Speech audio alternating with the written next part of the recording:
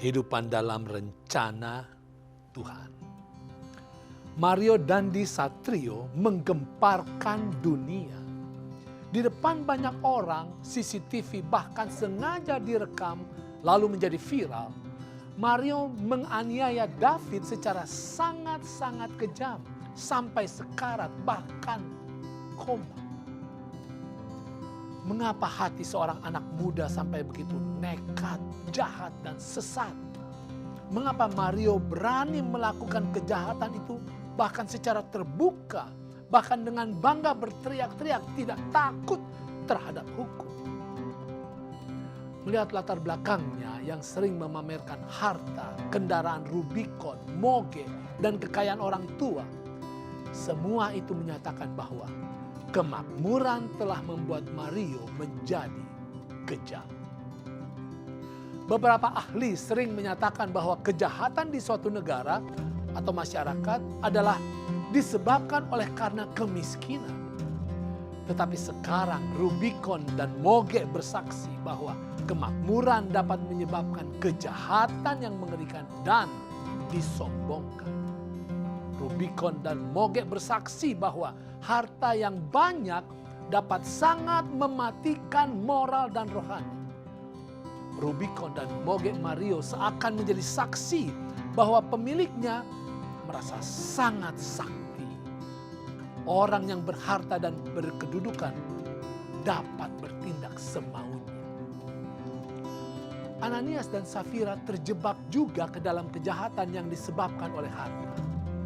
Seperti banyak yang lain, Ananias dan Safira terjamah oleh Injil untuk menjual harta dan mendukung pekerjaan Tuhan.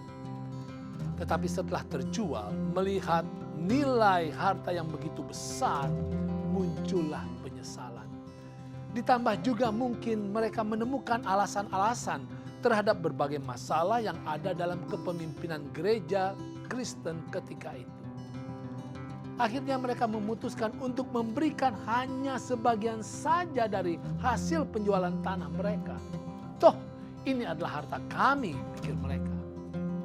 Tetapi walaupun tidak ada manusia yang lihat, Tuhan memperhatikan perubahan komitmen Ananias dan Safira.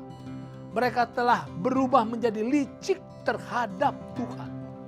Kisah para Rasul pasal 5 ayat 3 dan 4 mengatakan, tetapi Petrus berkata, Ananias, mengapa hatimu dikuasai iblis sehingga engkau mendustai Roh Kudus dan menahan sebagian dari hasil penjualan tanah itu?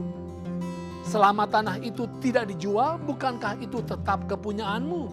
Dan setelah dijual, bukankah hasilnya itu tetap dalam kuasamu? Mengapa engkau merencanakan perbuatan itu dalam hatimu? Engkau bukan mendustai manusia, tetapi mendustai Allah. Saudara, Ananias dan Safira adalah sama dengan Achan, Yudas, dan juga Mario Dandi Satrio.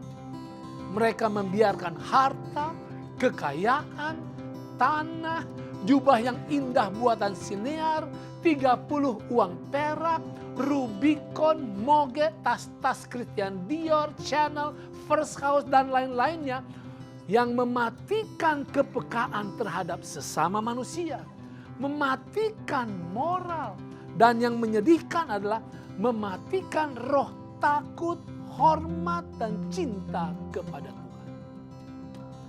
Dilaporkan bahwa Sri Mulyani meminta agar klub Blasting Rider DJP dibubarkan. Hobi dan gaya hidup mengendarai moge menimbulkan persepsi negatif masyarakat dan menimbulkan kecurigaan mengenai sumber kekayaan para pegawai DJP.